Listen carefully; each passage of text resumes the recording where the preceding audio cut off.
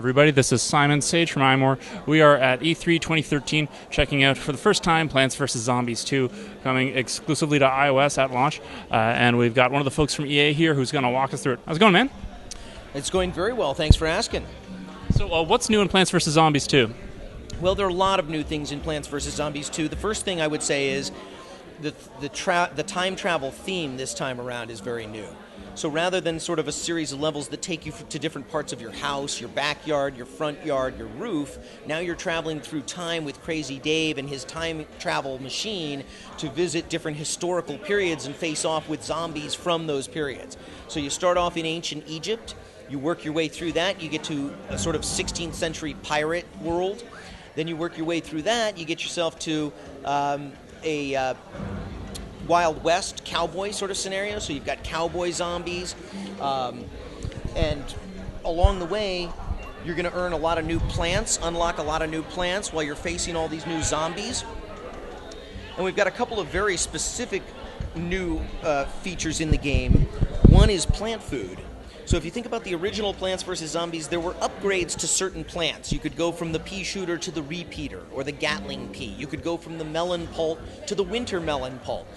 In Plants vs. Zombies 2, we've replaced that to an extent with a food system where you feed the plants plant food and it sort of supercharges them temporarily. So every plant effectively has an upgraded mode that is temporary. So let's take a quick look, give you an example of a level in ancient Egypt. First I'll close in on the... Oh, it's very different. Yeah. Right. The other thing we've done is try to make the maps more sort of navigable, so you're not just following this linear path. You have choices. You can go down branching paths to unlock new plants, or you can skip that for a while and try to stay on the main path and get to the next world as quickly as possible. So it gives the player more options. So first I'm going to pick my plants for this level. I'll pick mostly new ones just to show your viewers some of the new stuff in the game. How many new plants total are going to be in this one? There will be at least a couple dozen. I'm not sure the exact number, but a couple dozen new plants and several dozen new zombies. And largely they're themed to the world where you first encounter them. So the plant food is shown down here at the bottom. This is your plant food sort of receptacle. I haven't earned any plant food yet. But when I face off with a glowing green zombie, that's a sign that that zombie is carrying plant food, and as soon as I take that zombie out, I will get some of that plant food. We got some tombstones in the way there too. That's kind of similar to the old version, right? Yes, although they are slightly different. In the original, the tombstones were largely about spawning new zombies. In Plants vs. Zombies 2, the tombstones are more of an obstacle to some of the projectile plants. Some plants can catapult right over, like the cabbage pulp. He can fire over the tombstones, but a lot of plants can't.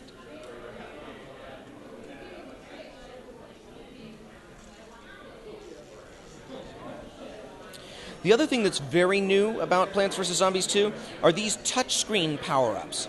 So in addition to being able to power up every plant by feeding it plant food, I can actually use this to actually touch the zombies and interact with them directly. So each of these represents one. There are 3 ways for me to sort of reach out and touch a zombie directly. So if I use this one, it has an effect similar to the lightning read. I can actually zap the zombies or even the tombstones for a brief period of time. So are those just on cooldown? How do you pick those? Those are not on cooldown. You can select them anytime, but they do cost coins. You earn those coins through gameplay, or you can buy more coins. So it's important to note that another significant difference between this and the original game is this is a free-to-play game. Now, what we've done is made every level and every zombie absolutely free. You'll never have to pay to face off against any new zombie or to get to any level. There's very, very little premium content that you have to buy, or that you can only buy, I should say. The stuff that you can only purchase isn't even, they're not things that you need to proceed through the game.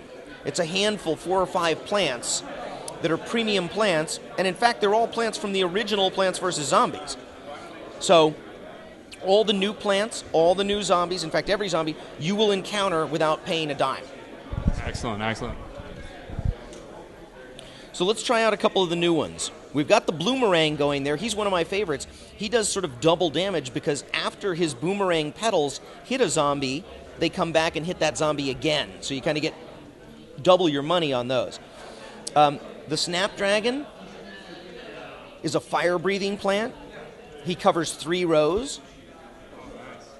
And you'll notice that the zombies have new abilities too, right? This is the Raw zombie.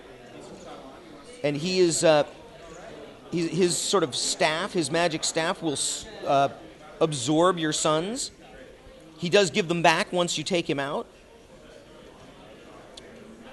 I've gotten a little distracted here talking to you, so I'm going to lose a lawnmower here. But hey, that's what they're for. We've got a little more plant food there, so let's try powering up a plant. So let's do the Bonk Choy, and then we'll power him up. And now he fires in every direction with super powerful punches.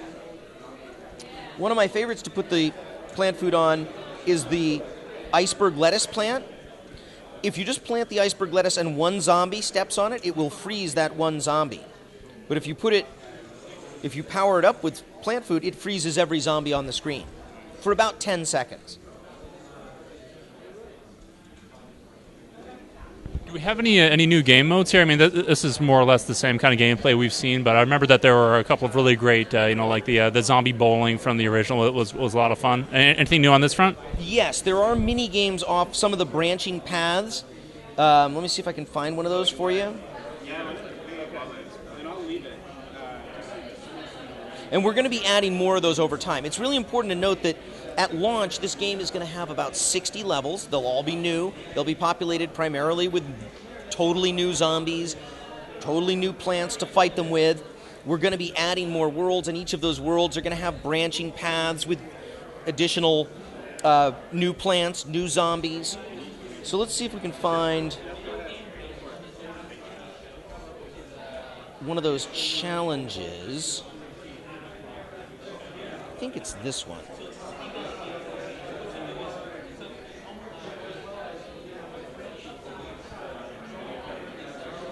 I got to admit, I'm not totally familiar. That they're a little hard to identify. They don't just call themselves out. This is one in the sense that you don't plant. I wanted to show you the one where it's more of a concentration-like game, but this is a sort of challenge where you're just served up plants. You don't get to pick. You don't have to collect suns to plant them. There was a similar mini game in the original, and it was a fan favorite, so we kept this one around. And in this case, you're literally just being sort of served up certain plants by conveyor belt. The good news is, again, we've put a lot of variability in there, so the next time you play this level, it's not going to be the same. And all of the levels have multiple challenge modes to them. So if you've played a level before, you want to go back and play it again, it will be different. There will be some twist to it, like don't plant beyond this line. Don't use more than 15 plants on the whole level. Don't spend more than 2,000 suns on the level. Those kinds of, they're not too difficult, at least at the beginning. They get progressively more challenging. But they add a nice twist if you should decide to go back and play a level again. It's the guarantee we make is it's not going to be the same as the last time you played it.